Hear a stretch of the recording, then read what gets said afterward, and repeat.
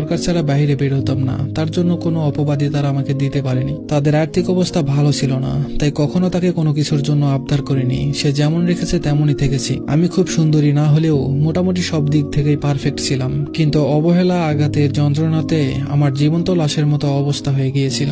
তারপরে একটা ছেলের সাথে আব্বু আম্মু বিয়ে ঠিক করে। ছেলেটা খুব ভালো, খুব খেয়াল রাখে আমাকে এক প্রকার রানী বানিয়ে রাখে। সে আমার জীবনের সব গল্প জানে। এটা কোনোভাবে আমার প্রাক্তন স্বামী জেনে গেছে। সে আমার বিভিন্ন ছবি ফেসবুকে পোস্ট করে গালাগালি করে, আমাকে নিয়ে সবার কাছে বাজে মন্তব্য করে। সবাই তাকে উচিত জবাব দেওয়াতে সে আরো রেগে যায়। ফেসবুকে আমার পিক ইত্যাদি পোস্ট করে গালাগালি করে।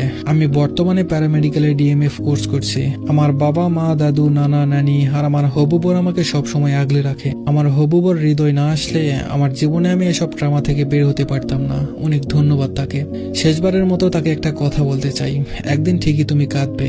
আমার বুকের ভেঙে যাওয়া হাড়ের ব্যথার যন্ত্রণা, নাক দিয়ে পড়া রক্তের যন্ত্রণা আল্লাহ কখনো ক্ষমা করবে না, দেখে নিও। তো এই ছিল আজকের গল্প। আশা করি গল্পটা শুনে অনেক কিছু শিখতে পেরেছেন।